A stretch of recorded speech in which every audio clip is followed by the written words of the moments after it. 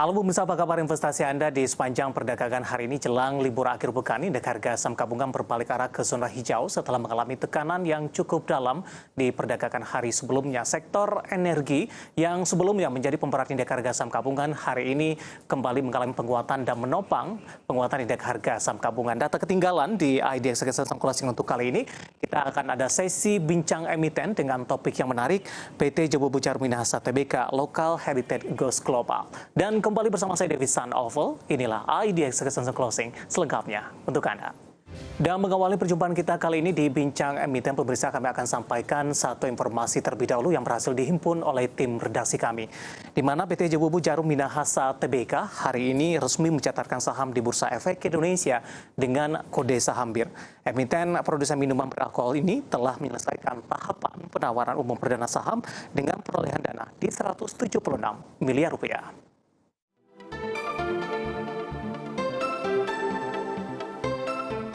Saham PT Jobo Jarum Minahasa hari ini mulai resmi tercatat di Bursa Efek Indonesia dengan kode saham BEER. Pencatatan tersebut dilakukan usai Jobo Jarum Minahasa menyelesaikan tahapan IPO perseroan. Emiten produsen minuman beralkohol ini meraih dana sebesar 176 miliar rupiah dari penawaran umum perdana saham. Perolehan dana tersebut berasal dari pelepasan 800 juta saham baru dari Portable yang setara dengan 20% modal ditempatkan dan disetor. Adapun harga penawaran umum perdana saham BIR yakni sebesar Rp220 per saham dan selama penawaran umum perdana saham telah terjadi kelebihan permintaan atau oversubscribe sebesar 20 kali dari saham yang ditawarkan. Dari perolehan dana IPO tersebut sebesar 5,26% diantaranya atau sebanyak 9,25 miliar rupiah akan digunakan untuk pembelian tanah dari pihak ketiga yang berlokasi di Kabupaten Semarang, Jawa Tengah untuk pembangunan fasilitas produksi baru. Selanjutnya sebesar 6,11% atau sebanyak 10,47 miliar rupiah dari dana IPO akan digunakan untuk pembangunan fasilitas produksi berupa bangunan pabrik, infrastruktur, gudang bahan baku, serta gudang barang jadi. Berbagai sumber IDX Channel. Ya, pemirsa, untuk membahas bagaimana PT Jobo Jarum Minahasa Tbk Local Heritage Goes Global sudah hadir di studio IDX Channel kali ini. Ada Bapak Niko Like selaku Presiden Komisioner PT Jobo Jarum Minahasa Tbk. Kita akan langsung sapa saja Pak Niko. Selamat sore, apa kabar Pak? Selamat sore Pak David, apa kabar? Kabar baik juga Pak Niko. Terima kasih sudah meluangkan waktunya di IDX Channel dan terutama kami ucapkan selamat terlebih dahulu. Hari ini sudah melantai di Bursa Efek Indonesia dengan sudah melalui beberapa tahap dan ini mungkin juga tidak mudah, dan hari ini salah satu improvement, salah satu capaian terbesar mungkin dari BIR sudah terjadi dan sudah menjadi bagian dari emiten di Bursa Efek Indonesia. Dan mengawali perbincangan kita Pak Niko, mungkin kita akan coba awali terlebih dahulu dari sisi fundamental. Mungkin belum banyak yang tahu, terutama dari investor di pasar modal Indonesia, BIR ini bergerak di bidang apa, lini bisnis apa yang dijalankan, dan mungkin ada beberapa proyek yang sudah berjalan sampai sejauh ini. Terima kasih Pak David. PT Jobo Jarum Minahasa Tbk atau dengan kode emiten BIR itu merupakan produsen. Jadi kan ada produsen, ada distributor, ada toko. Kita merupakan produsen Pak dari minuman beralkohol. Pemerintah Indonesia membagi minuman beralkohol menjadi 3 golongan. Golongan pertama ialah golongan 0 sampai 5%. Biasanya itu bir atau alkohol yang minuman beralkohol yang rendah alkohol. Yang kedua Bapak ialah golongan B. Golongan B itu berarti dari 5 sampai 20%. Di sini ada biasanya wine. Kalau wine kan biasa import ya. Ada anggur merah, ada soju, ada sake, dan teman-temannya. Lalu ada golongan yang ketiga. Golongan ketiga itu namanya golongan C. Golongan C itu 20 sampai 55%. Kebetulan PT Jobo Jarum Minahasa BIR diberikan kepercayaan untuk dapat memproduksi ABC. Jadi kita bisa memproduksi mulai dari A sampai C. Kita bisa memproduksi bir, sake, soju, wine, anggur merah, whisky, vodka, tequila, gin, ram. Kita bisa produksi itu, Pak. Jadi dari sisi situ kita merupakan satu-satunya baik yang sudah hadir maupun yang akan hadir di bulan ini yang bisa memproduksi A, B, dan C, Pak. Kalau yang lain kan kalau dua perusahaan yang sudah melantai itu golongan A, kemudian kita bisa tiga-tiganya, kira-kira gitu, Pak. Baik, ada pembeda begitu, Pak, dari beberapa perusahaan yang sudah melantai di Bursa Efek Indonesia sebelumnya. Mungkin saya bisa simpulkan, kalau dari perusahaan sebelumnya hanya dari beberapa golongan saja, kalau Jobubu ini ABC juga sekaligus melakukan produksi dalam hal ini. Betul, Pak. Mungkin yang saya mau tekankan begini, kalau sebagai produsen itu kita diberikan izin untuk menunjuk distributor. Jadi kita bisa membantu untuk perusahaan yang non minuman beralkohol untuk bisa menjadi perusahaan yang dapat mendistribusi minuman beralkohol. Yang sama juga dengan izin itu dari distributor, kita juga bisa melihat restoran yang mana yang tidak memiliki izin supaya bisa memiliki izin, toko juga memiliki izin. Kalau boleh saya ingin menyampaikan sesuatu. Bagi kami ini penting dan merupakan suatu kehormatan dan suatu kewajiban juga di mana kita membantu supaya yang mungkin ilegal atau mungkin yang oplosan supaya menjadi bayar pajak, bayar cukai dan tentunya devisa bagi negara dan supaya barang-barang yang dikonsumsi ialah barang yang memang sudah lulus BPOM yang sudah layak untuk dikonsumsi, begitu Pak David. Baik, Pak Niko, hari ini sudah melantai di Bursa Efek Indonesia dan tampaknya respon dari para pelaku pasar cukup baik ini. Saya akan coba sampaikan ini update penutupan perdagangan di sesi kedua untuk saham BIR ini mengalami penguatan yang cukup signifikan, Pak. Menguat di 17,27% dan ditutup di level 258 dan tadi sempat menyentuh ke level tertingginya di 274 karena di posisi pembukaan pada pagi tadi di 260. Artinya penguatan yang terjadi untuk saham BIR sudah cukup signifikan dan respon dari para investor cukup baik sampai sejauh ini. Nah, berkaitan dengan pelaksanaan IPO, Pak Niko, sebenarnya apa latar belakang dari BIR untuk melakukan IPO? Sumber untuk mencari pendanaan ini kan cukup banyak nih, Pak. Kenapa memilih untuk IPO dan tepatnya juga di awal tahun ini, Pak Niko? Ya, mungkin saya jawab dulu kenapa kita memilih untuk IPO ya, Pak David. Really ada dua hal. Hal pertama ialah kita merupakan basis kita itu kita mempunyai 30.000 petani cap tikus. Nah tentunya BIR sendiri dalam memproduksi cap tikus itu semuanya hasil petani. Jadi kita dengan IPO kita bisa membuat petani turut memiliki. Jadi petani-petani yang selama ini udah turun-temurun, Pak. Ada bahkan anak udah ada yang jadi apa namanya pengacara, dosen, jenderal dari hasil produksi pohon nira, pohon cap tikus ini. Jadi pertama sekali lagi ialah kita punya 30.000 petani.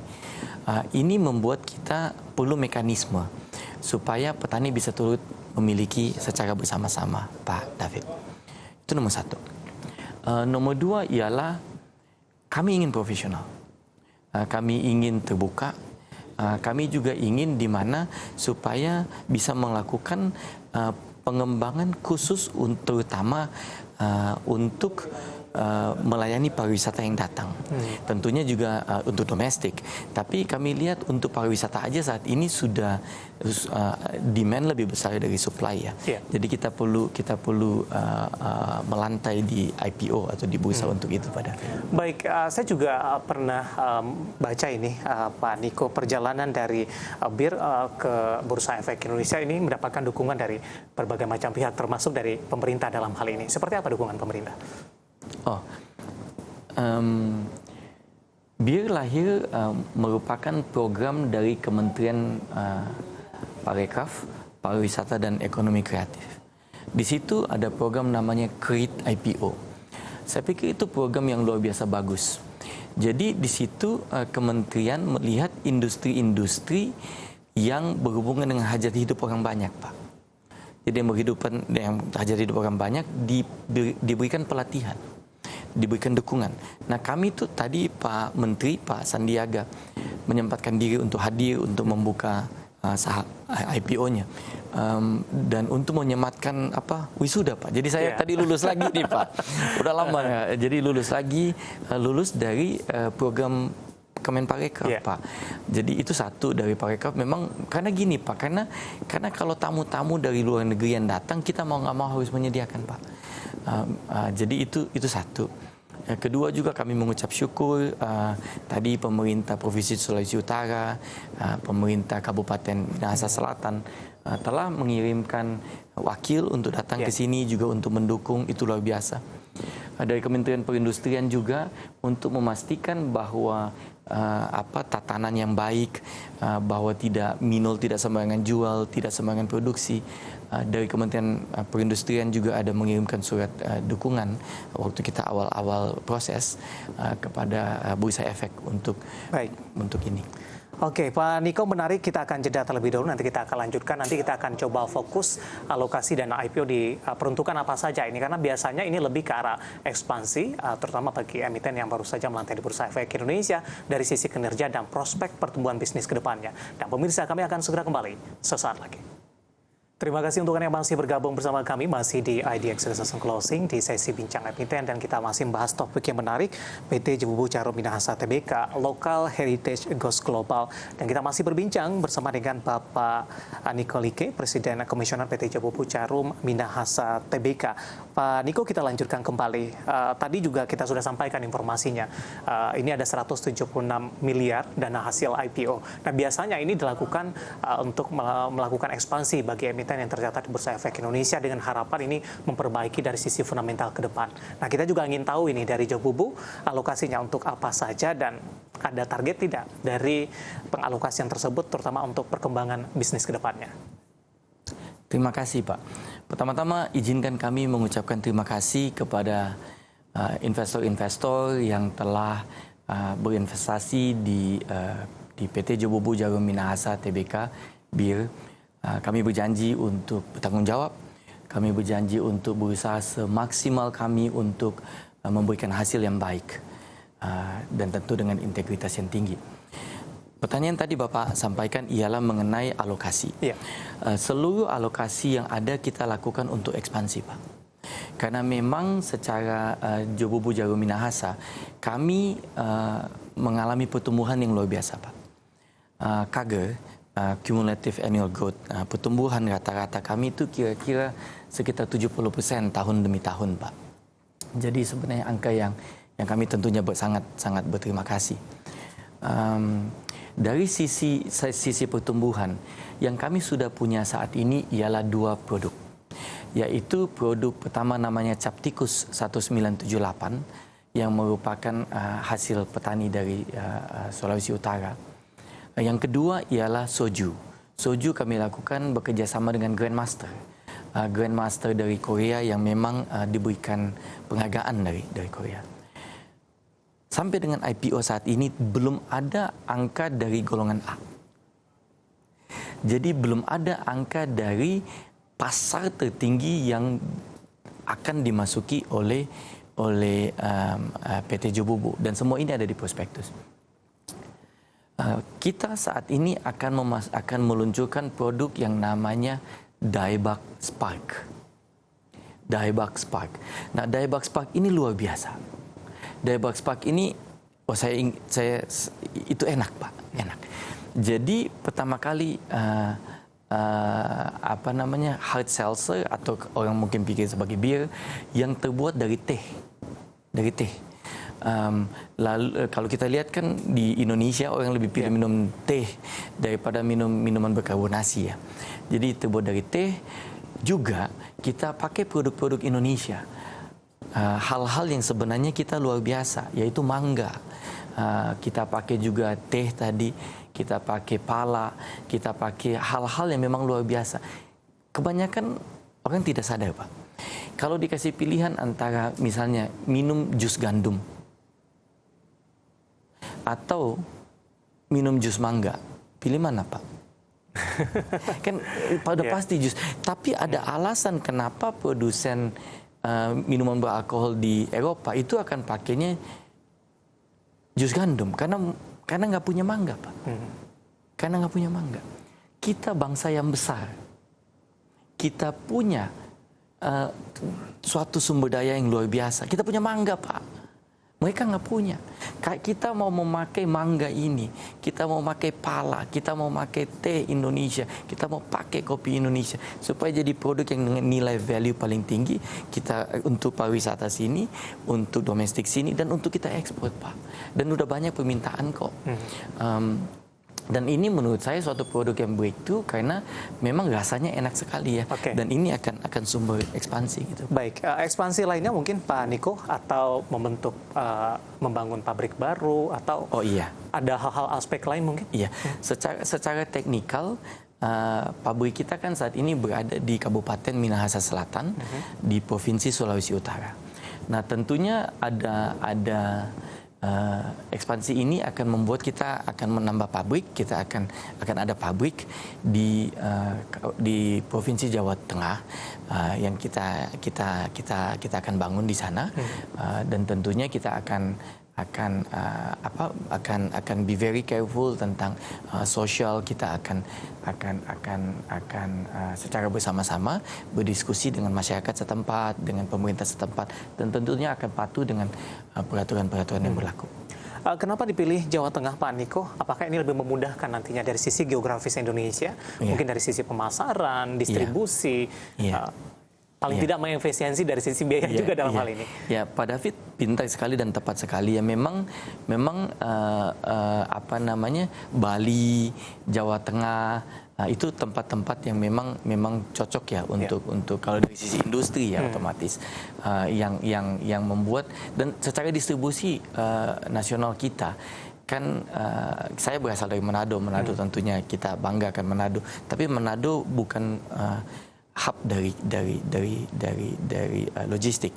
Jadi kita mesti cari juga tempat di mana ada hub untuk logistik untuk hal ini Pak. Baik, bisa digambarkan tidak Pak, seberapa besar produksi nanti ketika pabrik tersebut selesai dan memberikan kontribusi seperti apa nantinya terhadap kinerja ke depannya? Iya, ini ada di prospektus Pak.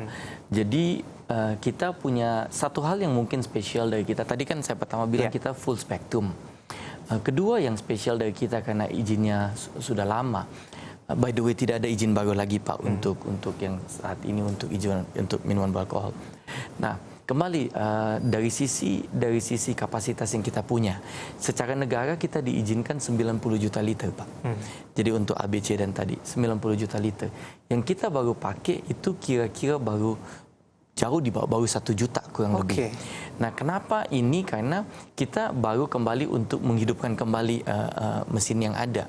Nah, ini berarti kita bisa bertumbuh sampai 89 kali lipat. Perusahaan ini bisa bertumbuh 89 kali lipat. Gitu. Itu satu. Kedua, kalau secara teknikal, kalau kita berbicara mengenai pabrik, maka yang bisa kapasitasnya itu kira-kira 5 kali lipat dari saat ini produksi yang kita lakukan. Baik Pak Niko, mungkin juga tambahan informasi bagi para investor ini juga ingin tahu dari sisi kinerja ini paling tidak sampai dengan kuartal ketiga kemarin, apakah trennya memang terus bertumbuh, kemudian kemarin juga sempat terjadi pandemi, ini terdampak juga tidak sebenarnya Pak Niko? Iya, karena hasil dari 2022 kita belum umumkan ya, jadi mungkin saya nggak akan jawab angkanya, tapi yang saya bisa katakan ialah secara fundamental kita kuat. Secara fundamental produk kita itu di pasaran diterima. Oleh karena itu ya memang kita melihat bahwa secara historical dan ini ada di prospektus, ialah kita bertumbuh kira-kira 70% setiap 50 sampai 100%, kira-kira 70-an persen per tahun Pak. Baik, saat ini para investor juga dilanda kekhawatiran juga ini Pak Niko, adanya potensi resesi begitu. Nah, bagaimana ini dengan sektor yang ada di untuk bir ini sampai sejauh ini? Apakah cukup tangguh begitu atau lebih bertahan dalam hal ini? Kalau saya jadi investor, ini hal yang paling penting mungkin buat saya, karena memang dengar tahun ini udah tahun ini ya, bukan tahun depan lagi, tahun ini itu bisa resesi ya. Jadi cari emiten-emiten yang lebih kuat tahan resesi. Kita mengucap syukur, berterima kasih karena di dalam penilaian dari regulatori yang ada itu untuk bir atau Jobobu Jarum Minahasa Tbk, kita dimasukkan sebagai consumer goods, lifestyle non-cyclical. Non-cyclical artinya mungkin kalau bahasa orang kampung ya Pak ya, itu tahan resesi gitu ya. Tahan resesi. Jadi kita memang lebih tahan resesi, dan ini terbukti Pak. Waktu kita lihat waktu pandemi aja, toko tutup, restoran tutup, bir masih bisa bertumbuh 70%. Saya ulangi, waktu toko tutup, waktu resesi, waktu pandemi, kita masih bisa tumbuh 70%. Jadi secara fundamental kita kuat Pak. Kita sudah dikategorisikan secara resmi bahwa kita non cyclical. Kembali lagi bahasa kampung, tahan resesi. Baik, dan sudah cukup banyak nih Pak Niko yang sudah Anda jelaskan, baik dari sisi fundamental, target ke depan, dari sisi kinerja, kemudian juga keywordnya tadi adalah tahan resesi, karena kekhawatiran di 2023 ini cukup banyak bagi para investor, dan semoga ini bisa menjadi referensi Pak Niko bagi para investor di pasar modal Indonesia, baik yang baru mau ambil posisi ataupun yang sudah ambil posisi untuk hold di saham bir. Dan tadi juga kita sampaikan di penutupan sesi kedua, saham bir ini mengalami penguatan yang cukup signifikan, 17%, dan sudah jauh dari atas level harga IPO yang sudah dicatatkan pada pagi tadi. Pak Niko, waktu kita cukup terbatas. Terima kasih sudah bergabung bersama dengan kami, dan semoga bisa menjadi referensi ini bagi pemirsa IDX Channel. Sehat selalu Pak Niko. Terima kasih Pak. Baik, terima kasih. Ada Bapak Niko Like, Presiden Komisioner PT Jobobu Jarum Minahasa Tbk. Dan pemirsa tetap di tempat Anda, karena setelah ini kita akan review bagaimana jalannya perdagangan jelang libur akhir pekan ini, dan kami akan segera kembali sesaat lagi.